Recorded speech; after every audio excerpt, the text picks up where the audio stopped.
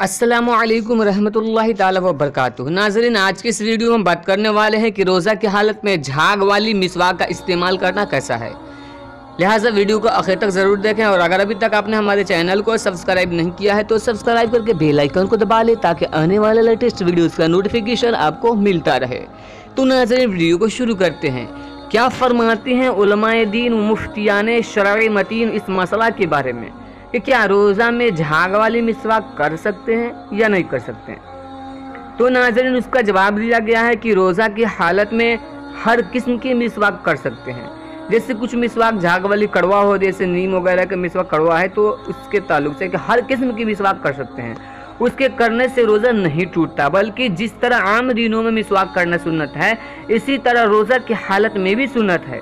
हाँ, अलबत्ता ये बात याद रहे कि अगर रोज़ादार होना याद हो और चबाने से रेशे टूटने या जायका महसूस होने हो तो चबाने से बचना चाहिए।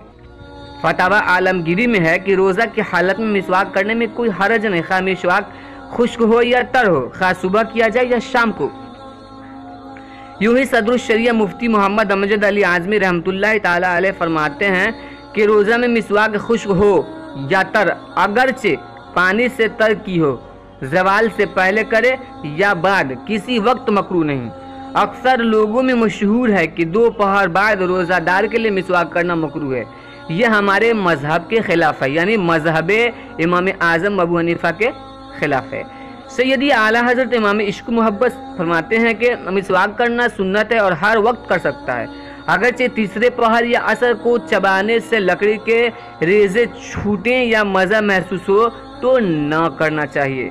तो नाज़रीन, ये थी आज का वीडियो, आज का मसला, जिसमें हमने बताया कि रोज़ा की हालत में किसी भी तरह का मिसवाक किसी वक्त भी कर सकते हैं, सुबह शाम दोपहर में जब भी चाहे ज़रूरत हो कर सकते हैं।